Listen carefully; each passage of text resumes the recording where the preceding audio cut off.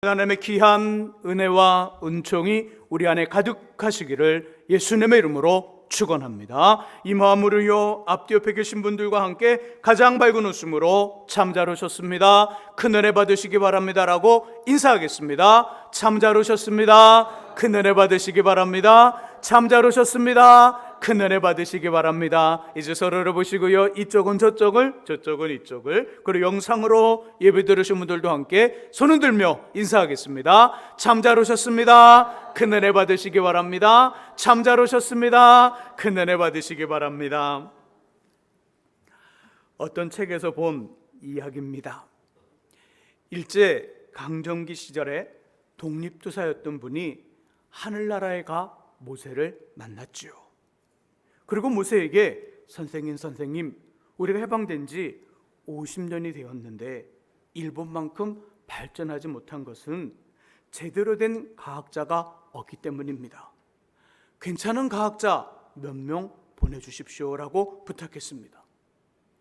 그래서 세계적인 발명가 에디슨과 폴란드 출신의 프랑스인이며 병원에서 사용하는 엑스레이를 개발하여 노벨 화학상과 물리학상을 받은 퀴리 부인을 보냅니다.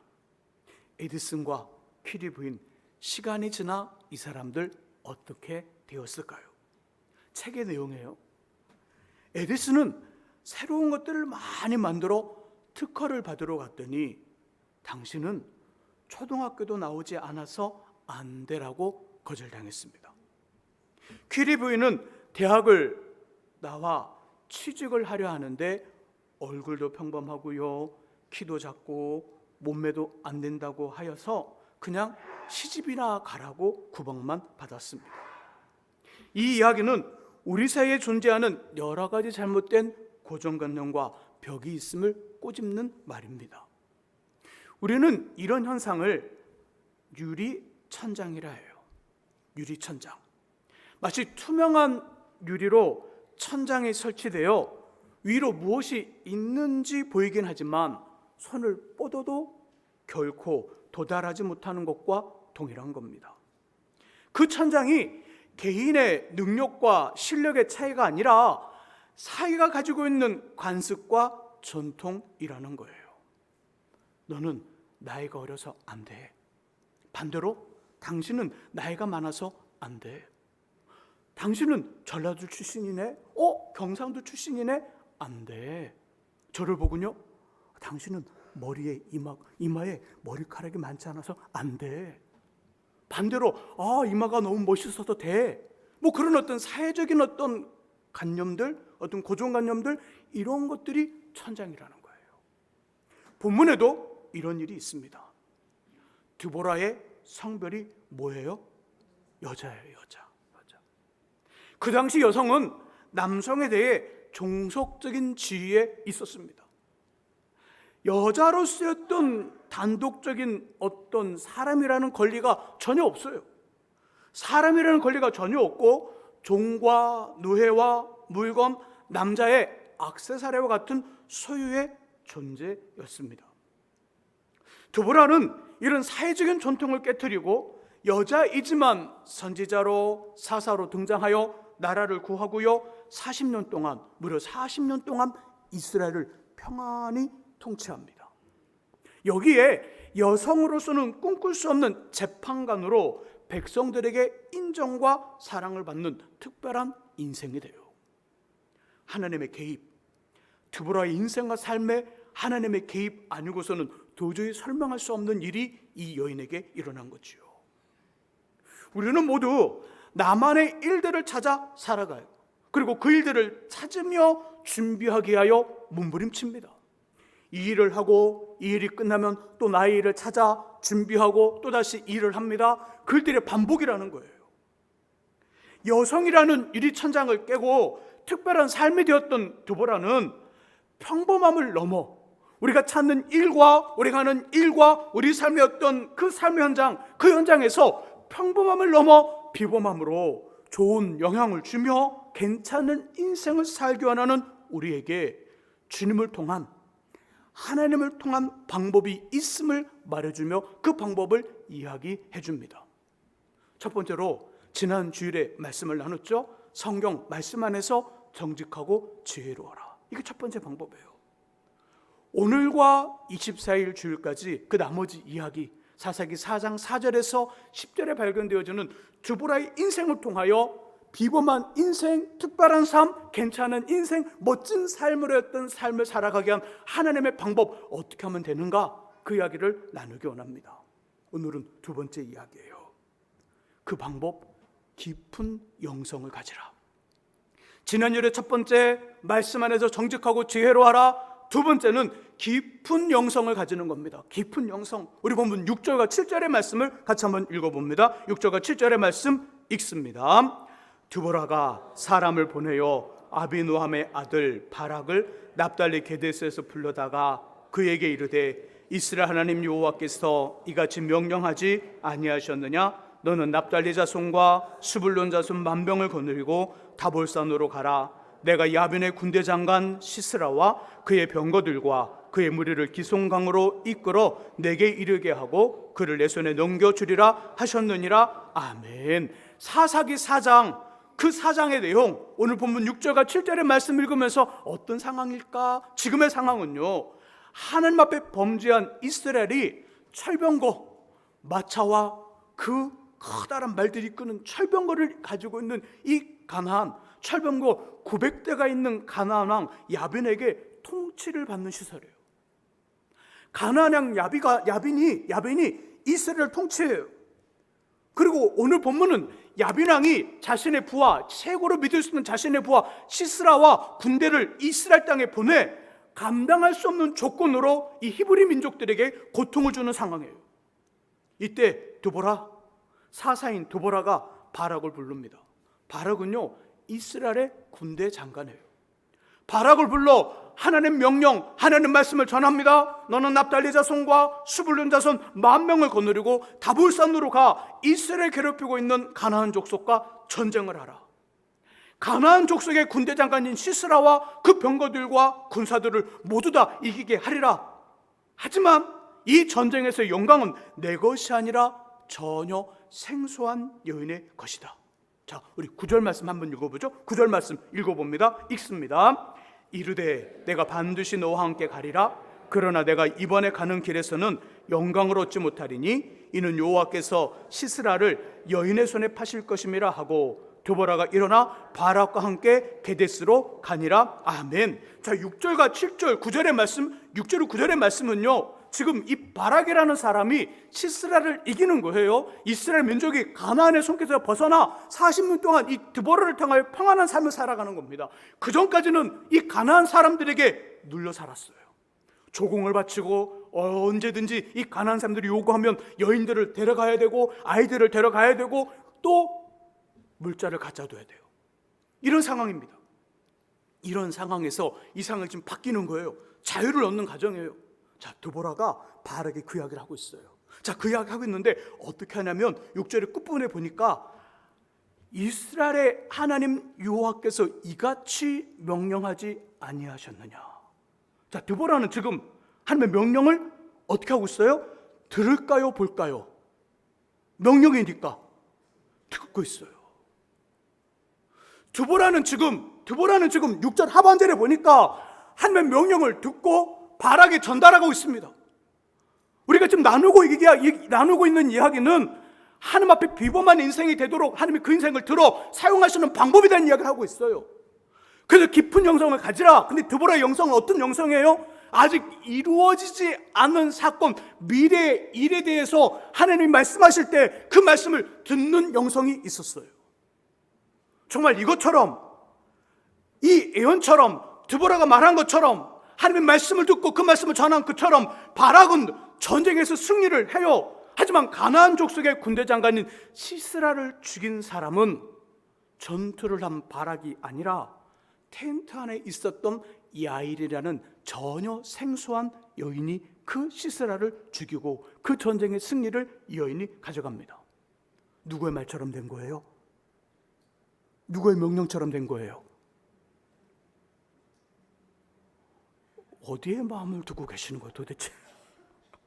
이 명령을 누가 했어요? 6절과 7절에 하나님이 명령하신 거잖아요. 하나님이 말씀하신 거잖아요. 하나님이 말씀하신 그대로 됐는데 그 말을 듣고 전달한 사람이 누구라고요?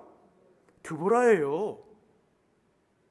이때 드보라는 말을 하고 싶었는데 그건 아닌 것 같고 막 지금 그런 갈등을 하셨던 거예요. 방금 전에 하나님의 명령대로 6절, 7절, 9절처럼 된 거예요. 드보라는 아직 이루어지지 않았지만 이루어질 일, 과거와 현재의 일이 아니라 미래의 일을 듣고 그 미래의 일이 오늘의 일처럼 될 건데 그 미래의 일을 들어 전달하는 그 영성, 듣는 영성이 있었어요. 하나님의 뜻과 하나님의 비밀과 하나님의 말씀과 하나님의 메시지를 듣는 그 들음의 영성이 있었다는 거예요. 역대하 18장을 보시면요, 이물라의 아들 미가야라는 사람이 등장합니다. 미가야. 그 당시 둘로 분열된 이스라엘은 여호사밧이 유다의 왕으로, 북이스라엘은 아합이라는 사람이 왕이었어요. 둘은 아들과 딸을 둘을 결혼시켜요. 그래서 친분이 관계가 형성이 되고 힘을 모아 아람이라는 나라를 공격하려 합니다. 그리고 전쟁에 바로 나가기 전 여러 선지자들에게 이 전쟁이 어떻게 했느냐, 승리할 수 있겠느냐 물어요. 거기에 모인 모든 선지자라는 사람들은 말하죠. 두 왕이 반드시 승리할 것입니다. 아부하고 거짓말을 해요. 그때 이물라의 아들 미가야는 아합이라는 북이스라엘 왕이 이번 전쟁에서 죽을 것입니다 라고 말을 합니다. 그리고 계속해서 하나님 말씀을 전해요. 화면에 역대하 18장 18절에서 22절까지를 화면에 띄워주세요. 역대하 18장 18절에서 22절 말씀 화면을 보면서 18절부터 22절까지 한 절 한 절을 또박또박 한번 천천히 읽어보죠. 18절 먼저 읽습니다. 미가야가 이르되 그런즉 왕은 여호와의 말씀을 들으소서. 내가 보니 여호와께서 그 보좌에 앉으셨고 하늘의 만군이 그 좌우편에 모시고 섰는데 여호와께서 말씀하시기를 누가 이스라엘 왕 아합을 깨어 저로 길르앗 나못에 올라가서 죽게 할까 하시니 하나는 이렇게 하고 하나는 저렇게 하겠다 하였는데 한 영이 나와 여호와 앞에 서서 말하되 내가 저를 깨겠나이다. 여호와께서 저에게 이르시되 어떻게 하겠느냐 하시니 그가 이르되 내가 나가서 거짓말하는 영이 되어 그의 모든 선지자들의 입에 있겠나이다 하니 여호와께서 이르시되 너는 꾀겼고 또 이루리라. 나가서 그리하라 하셨은즉 이제 보소서 여호와께서 거짓말하는 영을 왕의 이 모든 선지 입에 넣으셨고 또 여호와께서 왕에 대하여 재앙을 말씀하셨나이다 하니 아멘. 자, 18절을 화면에 띄워놔 보세요. 방금 전에 보았던 드보라는 장차 이루어질 일, 미래의 사건에 대해서 하나님께 듣는 영성이 있었어요. 이물라의 아들 미가야는 어떤 영성이 있었을까요? 18절에 보니까 지금 앞에 여호사밧 왕과 아합 왕이 있는데 당신이 이번 전쟁에서 죽을 것입니다. 여러 거짓 선지자들이 나타나 당신에게 거짓말할 겁니다. 이 말 저 말 하면서 당신 그 게임에 넘어가 이 전쟁 죽을 것입니다. 이 작업이 이루어지는데 19절, 20절, 21절, 22절에 그 작업이 이루어지는데 18절에 보니까 이물라의 아들 미가야는 지금 뭐 하고 있어요? 미가야가 이르되 그런즉 왕은 여호와의 말씀을 들으소서. 내가 보니. 드보라는 듣는 영성이 있었다면 미가야는 어떤 영성이요? 보는 영성이 있었어요. 지금 아합이 죽었나요? 안 죽었나요? 전쟁이 시작됐나요? 시작되지 않았나요? 안 됐어요. 이 말은 과거의 말이 아니에요. 현재의 말도 아니에요. 18절 이하 22절까지는 미래의 일인데 미래의 일을 지금 미가야가 보고 있어요. 장차 이루어질 이 일을 보고 있단 말이에요. 그리고 본 그대로 전했는데 전한 그대로 본 그대로 아합 왕은 전쟁에 나가 죽습니다. 다시 한번 저 보여주세요. 드보라는 아직 이루어지지 않는 사건, 미래의 사건을 주님으로부터 들을 수 있는 영성. 지금 중요한 게 뭐죠? 보고 듣는 게 중요한 것이 아니라 뭐 가지고 있었더라? 영성을 가지고 있었다는 말을 하는 거예요. 드보라 영성이 듣는 영성이라면 미가 영성은 하나님의 그 계획과 모습들을 보는 영성이 있었어요. 지금 강조하는 게 뭐죠? 영성이에요. 영성. 이들만이 아니라 성경에는 깊은 영성을 가진 많은 사람들이 소개되어 있습니다. 바울 선생님 고린도서 12장에서 말씀하기를 내가 몸 안에 있었는지 몸 밖에 있었는지 모르지만 나는 셋째 하늘에 올라갔노라. 첫 번째 하늘이 어디죠? 눈을 들어 보이는 파란 하늘, 이게 첫 번째 하늘이에요. 두 번째 하늘은요, 파란 하늘을 넘어서 있는 우주 공간을 두 번째 하늘을 그래요. 히브리 민족들은. 세 번째 하늘은요, 거기를 넘어서 있는 하나님 나라를 말해요. 바울 선생님 말합니다. 내가 몸 밖에 있었는지 몸 안에 있었는지 모르지만 나는 셋째 하늘에 올라가 하나님을 배웠노라. 그 음성을 들었노라. 그런 영성이 있었어요. 예수님의 12제자 중 한 분, 그 사도 요한 선생님은요, 반모라는 섬에 유배를 당해요. 예수를 전한다는 이유 때문에 반모라는 섬에 유배를 당하여 깊은 기도 중에 하나님 보좌와 하나님 나라를 자세히 바라보고 마지막 때에 대한 계시를 정확하게 듣고 전합니다. 이 성경이 신약성경의 마지막 뭐죠? 요한계시록이에요. 요한계시록 4장을 보게 되면 하늘의 문이 열리고 하나님 보좌가 있고 그 보좌에 앉으신 하나님과 그 보좌 뒤에 있는 그 천사들과 여러 장로들이 거룩하신 하나님을 예배하는 그 장면들, 그 모습들이 나타납니다. 마지막 때 나타날 여러 가지 현상들, 여러 가지 재앙들과 여러 가지 형상들과 새하늘과 새 땅을 바라보고 기록한 성경이 바로 요한계시록이에요. 깊은 영성을 통하여 받은 말씀들, 깊은 영성을 통하여 들었던 주의 음성과 보았던 하나님 나라의 그 보좌의 영광을 직접 경험하고 기록한 것이 요한계시록이에요. 이처럼 성경의 이대한 사람들, 하나님이 그의 인생을 비범하게 만들었던, 특별하게 만들어줬던 그 모든 사람들의 공통점 하나는 모두 다가 주님과의 만남과 교제와 소통하는 깊은 영성을 가졌다는 거예요. 영성이 뭐라고요? 영성은 단순히 방언하고 예언하고 입신하고 환상을 보는 게 아니에요. 이 모든 것들을 통틀어 방언과 입신과 환상과 예언과 모든 것들을, 모든 신앙의 모든 형태의 모습들, 이 모든 것들을 통틀어 하나님과 교제하고 만나며 소통하는 것, 그분의 뜻을 알고 그분의 메시지를 정확히 알아 그대로 살아가는 것, 나의 원함을 관철시키는 것이 아니라 여러 방법들 때문에 하나님을 협박하기도 하고 하나님을 몰아붙이기도 하고, 그래서 나의 원함을 관철시키는 것이 아니라 나의 원함을 내려놓고 하나님의 원함을 이루는 것, 이것이 영성이에요. 신앙의 여러 형태의 모습들, 방언, 입신, 환상, 예언, 여러 가지도 있겠죠. 그 모든 것들을 통틀어 하나님과 만나는 거예요. 하나님과 교제하는 거예요. 하나님과 소통하는 거예요. 하나님의 뜻을 알고 그분의 메시지를 정확히 알아 나의 원함을 간철시키는 것이 아니라 하나님의 원함을 내 인생과 나의 삶 현장에서 이루는 것, 이것이 영성이에요. 오늘을 살아가는 우리들도 하나님 앞에 하나님이 우리의 삶을 정말 멋지게 영향 있게 만들기를 원한다면 성경의 많은 위대한 인물들처럼, 그리고 교회에서 나타나는 많은 하나님의 사람들처럼 깊은 영성을 갖고자 몸부림침이 있어야 됩니다. 한국교회 역사를 대략 살펴보면요, 한국교회 초기 처음에는요, 말씀 위주의 사경에 그냥 아침 먹고 말씀 듣고, 점심 먹고 말씀 듣고, 저녁 먹고 말씀 듣고, 그리고 자고 새벽에 말씀 듣고, 다시 아침 먹고 말씀 듣고, 무려 말씀을 막 3시간씩 4시간씩 전하는 사경의 시대가 있었어요. 요즘 사람들 아마 못 남을 것 같아요.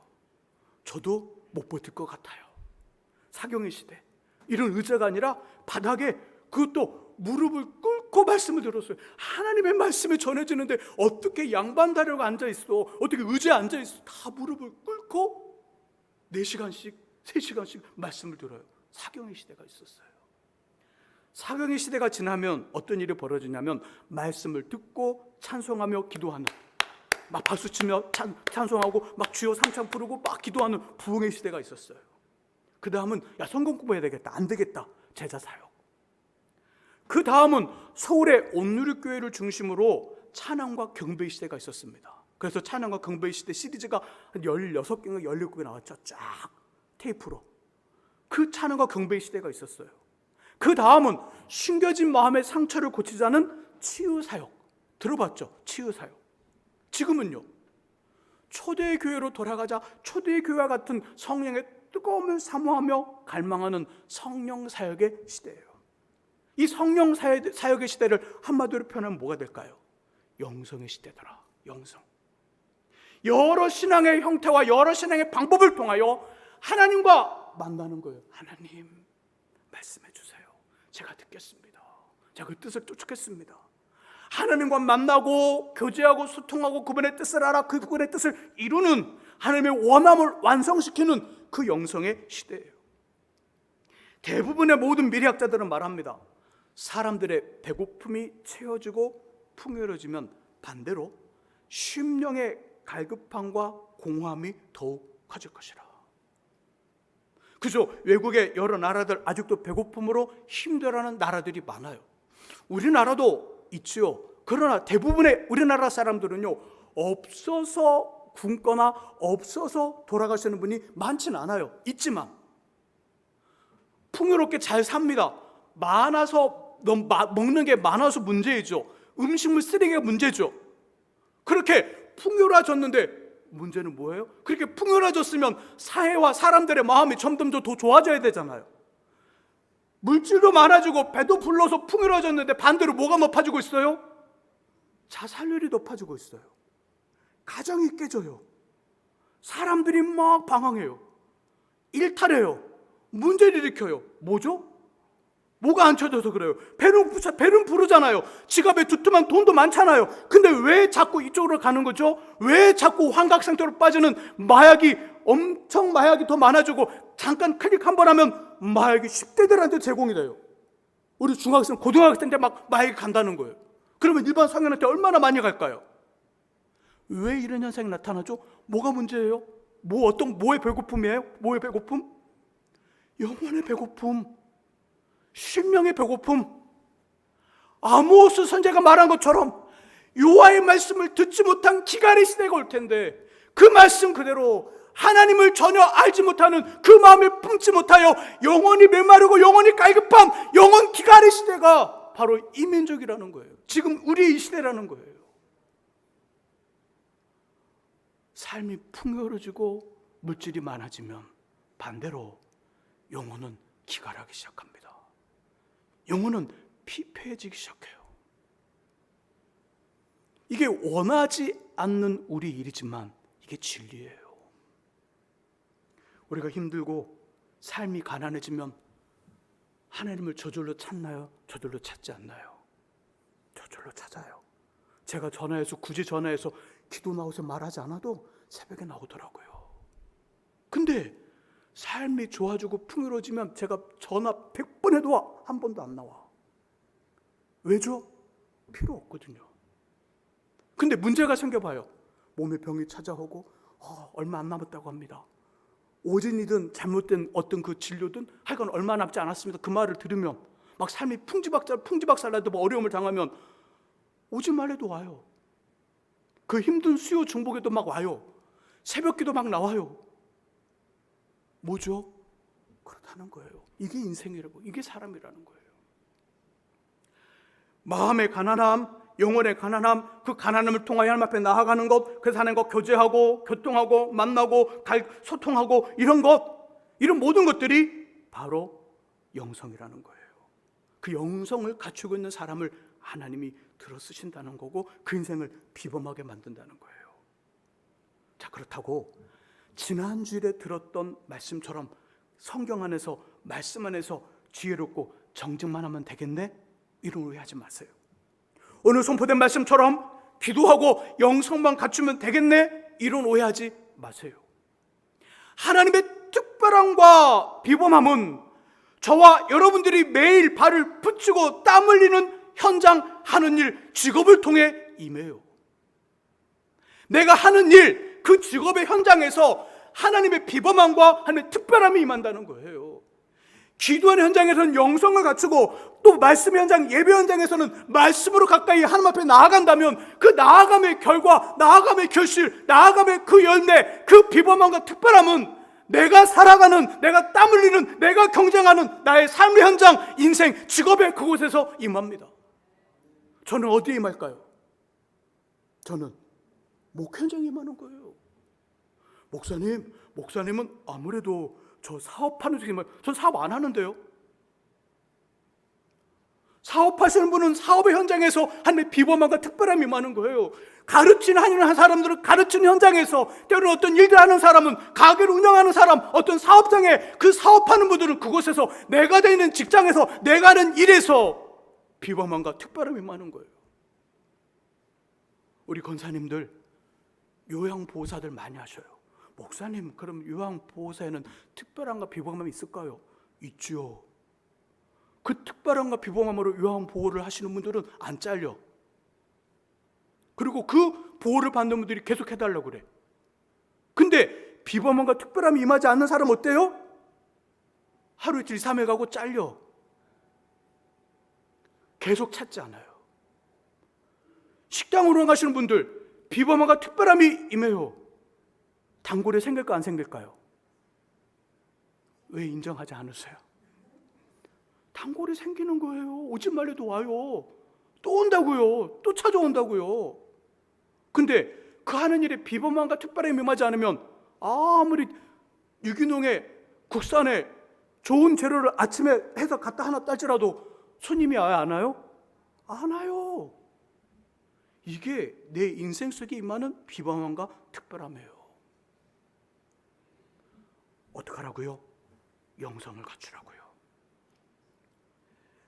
이런 어떤 인생의 현장에 주님께 크게 쓰임받으며 역전된 삶을 살기 원하십니까? 누구보다 최선을 다하십시오.